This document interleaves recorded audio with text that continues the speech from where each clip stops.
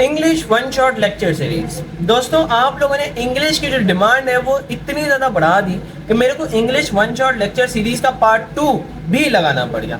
दोस्तों, आज की वीडियो के अंदर मैं आपको ये कमेंट्स नहीं दिखाऊंगा कि जिसके अंदर English one shot lecture series की बात की गई थी या डिमांड की गई थी, क्योंकि इतने ढेर सारे कमेंट्स मेरे को मिले कि मैं सारे के सारे कमेंट्स एक पीपीटी के अंदर इंक्लूड नहीं कर सकता था। ऑफकोर्स उसके साथ टाइम वेस्ट अलग होता, तो मैंने सोचा कि जरा कमेंट्स को साइड के ऊपर रखते हुए English one shot part 2 lecture video आज बना ही डालते हैं। तो दोस्तों, आज का जो दिन जो कि मंडे का है, आज के दिन हम लोग ये English one shot lecture series discuss out करें। पहला क्वेश्चन आता है, ऑफ कोर्स ये सारे के सारे 5 पेपर्स के क्वेश्चन आप लोगों को याद होना चाहिए। वन शॉट लेक्चर सीरीज के अंदर हम लोग सिर्फ और सिर्फ 5 पेपर के एमसीक्यू सॉल्व करते हैं। All you think and hanker service that is government. भाई, जितना भी तुम सोचते हो या रिलाई करते हो या रिलाई करना या किसी के ऊपर बस अपना काम डाल देना, तो वो गवर्नमेंट सर्विस है। इसके अंदर प्रपोजिशन कौन सा यूज होगा? ऑन गवर्नमेंट सर्विस नहीं, गवर्नमेंट सर्विस के ऊपर नहीं, for government service is the right answer. आप सिर्फ और सिर्फ रिलाई कर रहे हो, अगर किसी के आश्रय के ऊपर बैठे हुए हो तो वो गवर्नमेंट सर्विस है। You are relying on government service but you are hankering for government service. Hanker हमेशा फॉर लेता है, तो हमारे पास जो करेक्ट आंसर होगा फॉर आएगा। एट पॉइंट के लिए होता है, अपॉन किसी चीज के ऊपर, जो कि गलत है सारे। Okay, let's move on. Choose the correct sentence. I am always and I am always your friend. भाई, एक बात याद रखिएगा, अगर तो को ऑर्डिनेटिंग कंजंक्शन हो या कोई भी कंजंक्शन हो बट सब्जेक्ट सेम हो, तो आप सब्जेक्ट को रिपीट नहीं करते। Ali is a boy and a really good teacher. भाई, अली एक लड़का है और बहुत ही अच्छा टीचर भी है, तो मैं इस तरह से नहीं लिखूंगा Ali is a good boy and Ali is a good teacher. No, Ali Ali repeat हो गया। This is redundancy. Redundancy English के लॉ में जुर्म है और आपके खिलाफ कानूनी कार्रवाई की जा सकती है। लिहाजा रिडंडेंसी यानी रेपिटेशन से आपने बच कर रहना। तो आई जो रिपीट हो रहा है इसको तो निकाल दो। ए ऑप्शन भी निकल गया और सी ऑप्शन भी निकल गया। I have always and I'm still your friend. Yeah, good. I have always been and still am your friend. अब जब भी हम लोग बात करें still की, तो वो पहले आएगा, यानी कोऑर्डिनेटिव कंजंक्शन के फौरन बाद आएगा, तो D is the right answer. I have always been and still am your friend। अगर मैं इसको उर्दू में तर्जुमा करूं, मैं तुम्हारा हमेशा से रहा हूं और हमेशा रहूंगा एक अच्छा दोस्त। मैं तुम्हारा हमेशा से एक अच्छा दोस्त रहा हूं और हमेशा रहूंगा, तो स्टिल हमेशा एंड के बाद आएगा। एम स्टिल नहीं होता, I still am your good friend. ये राइट जो सेंटेंस स्ट्रक्चर है वो है। Okay, let's move on. Director as well as the manager of the hotel attending the meeting.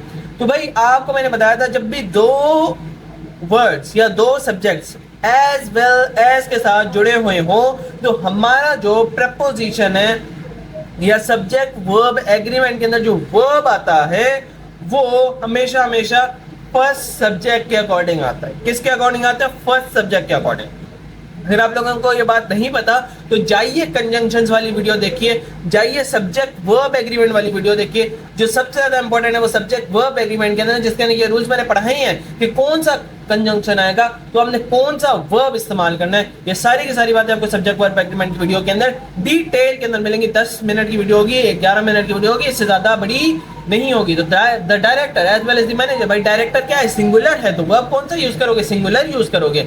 Are plural है, निकाल दो। वर्ब प्लूरल है, निकाल दो।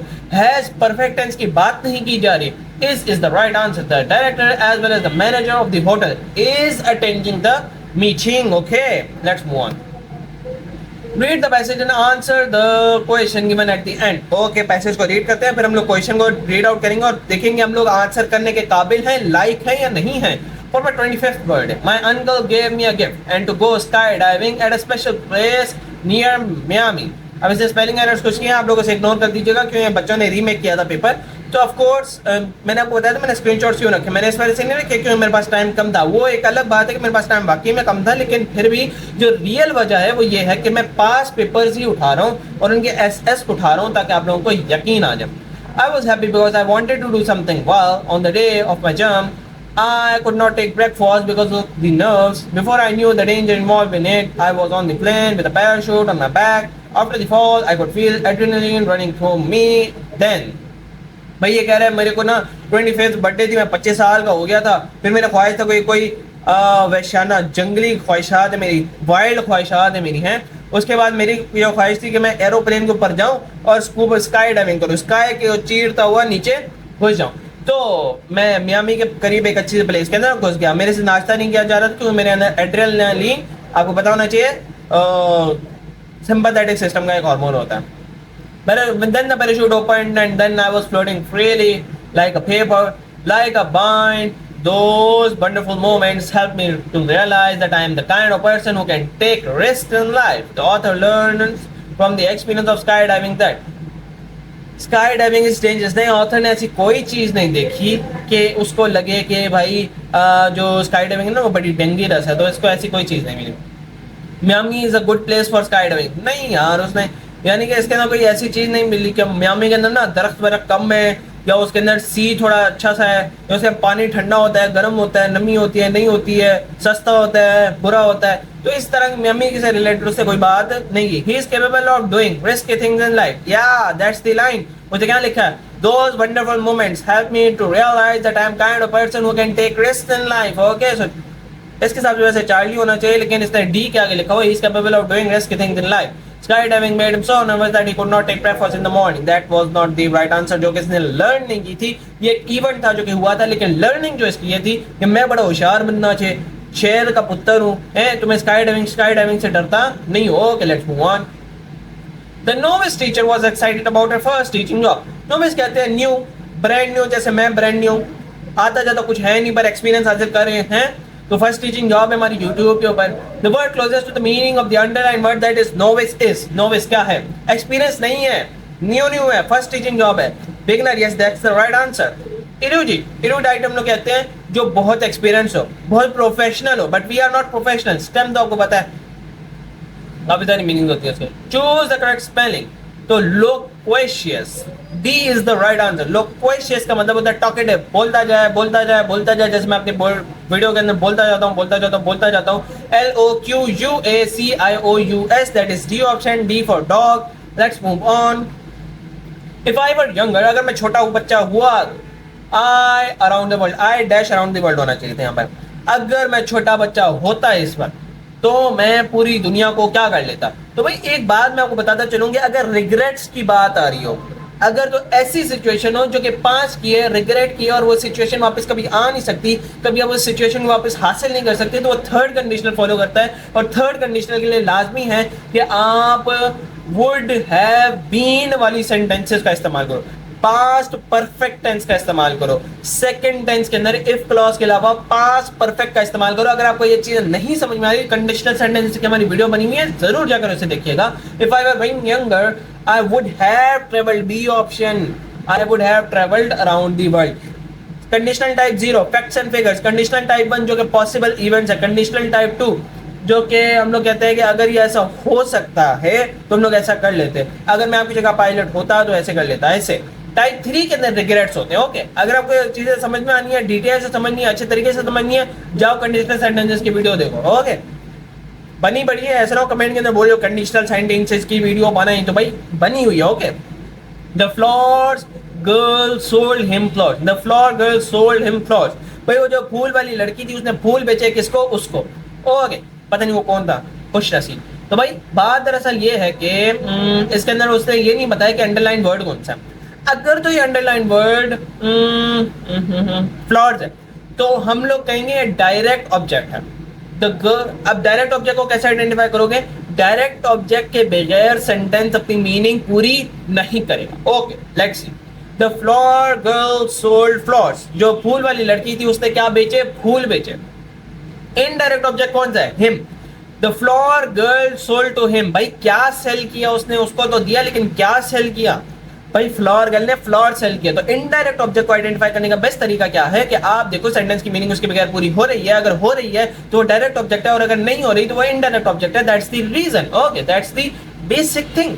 अब आप देखो, मैंने जब ये पास पेपर्स के अंदर देखा, जरा गौर व फिक्र करी, तो मुझे जहां तक ज्यादा सोर्सेज से पता चला कि हिम इसके अंदर अंडरलाइन था, हिम, HIM, हिम। तो indirect object is the right answer, अगर आप लोगों को ये भी देखना है। बाकी हो सकता है फ्लोर भी हो, फ्लोर हो जाए तो डायरेक्ट ऑब्जेक्ट है, ये बात मैंने आपको समझा दी। Okay, let's move on.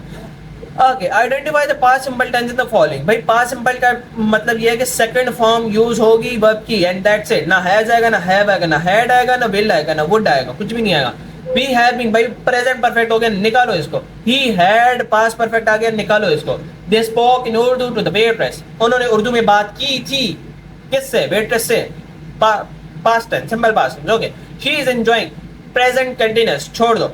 What's the right answer? C. C for cat, cat cut. Okay, copy. Let's move on.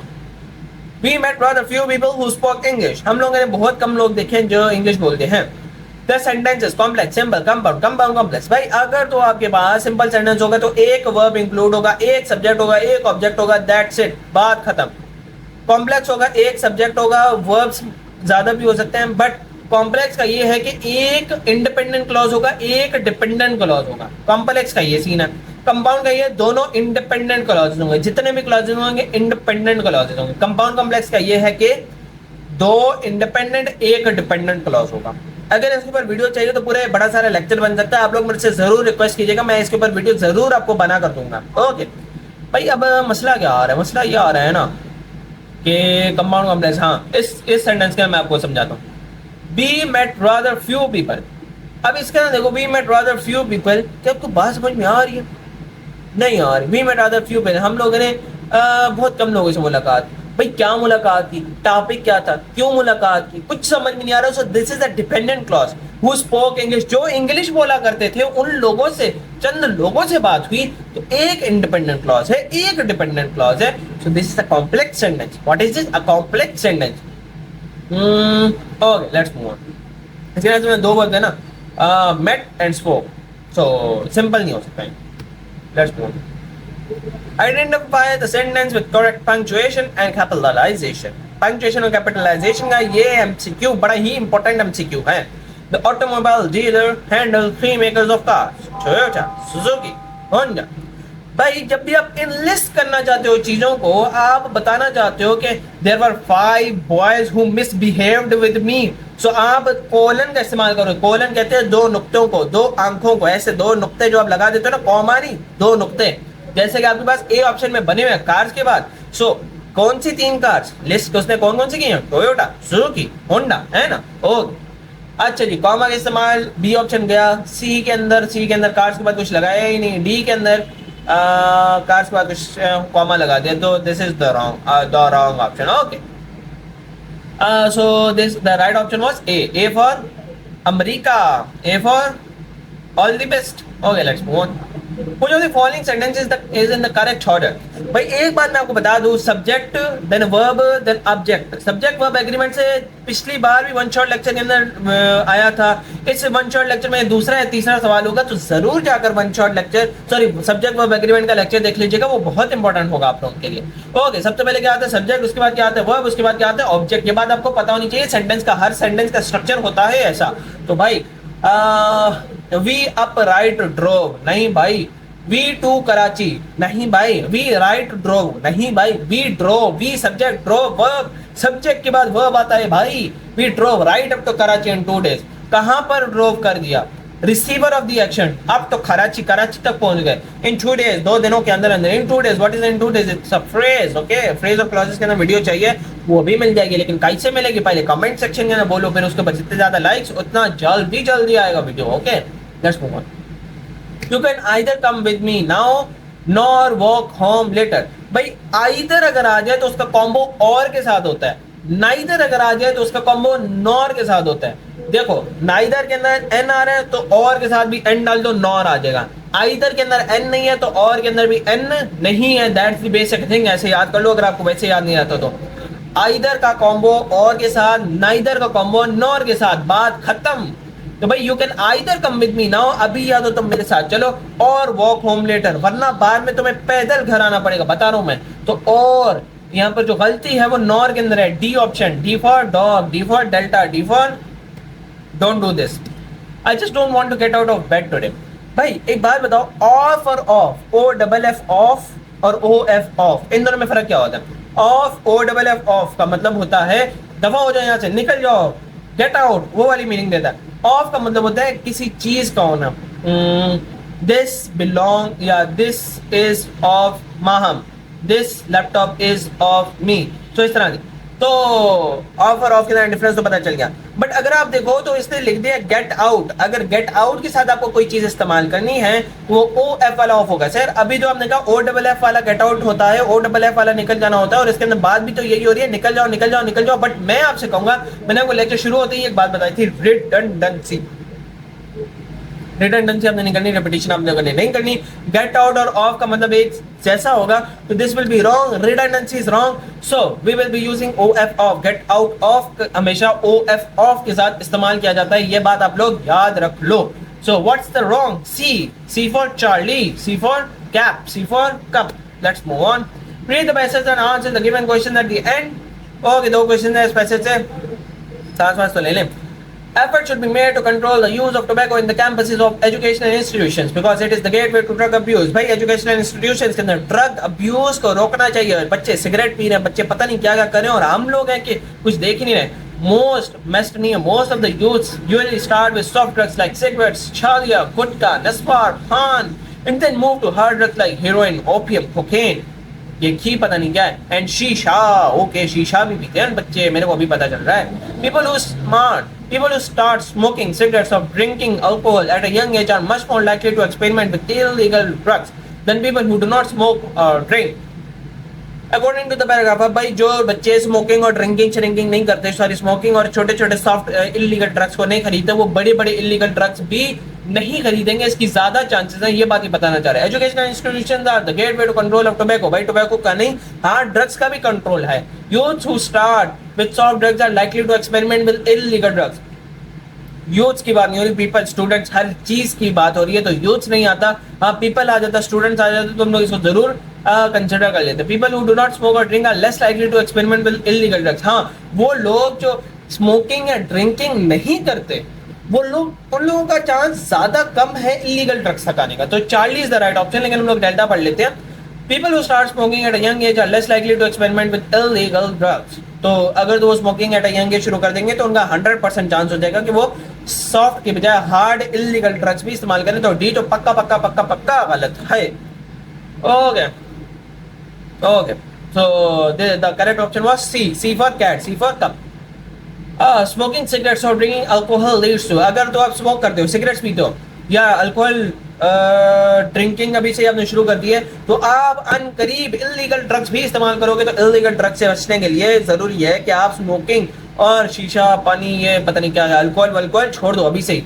कच्ची उम्र है, कच्ची उम्र के अंदर कच्ची आदतें होती है, कच्ची आदतें को कच्चीपन में ही खत्म कर देना चाहिए। Okay, so let's move on. This was the end of our today's lecture. आज के लेक्चर के अंदर हम लोगों ने बड़ी खूबसूरती के साथ इंग्लिश के वन शॉट लेक्चर यानी एक और पास पेपर को डील आउट कर लिया। अगर आपको इंग्लिश के ऊपर मजीद लेक्चर चाहिए तो आप कमेंट सेक्शन में बोलिए, मैं जरूर न्यू वीडियो बनाऊंगा। और अगर तो आपको किसी और टॉपिक के ऊपर, जैसे मैंने आपको बीच में वीडियो के अंदर बताया था कि अगर आपको वीडियो चाहिए तो आप जरूर बताइएगा, हम उसके ऊपर वीडियो आपको इंशाल्लाह जल्दी दे देंगे। अगर आपको वीडियो पसंद आई है और आपको फ्यूचर में वीडियोस देखनी है तो चैनल को सब्सक्राइब करना मत भूलिएगा, वीडियो को लाइक करना मत भूलिएगा और शेयर लाजमी कर दीजिएगा। अगले लेक्चर तक के लिए अल्लाह हाफिज़।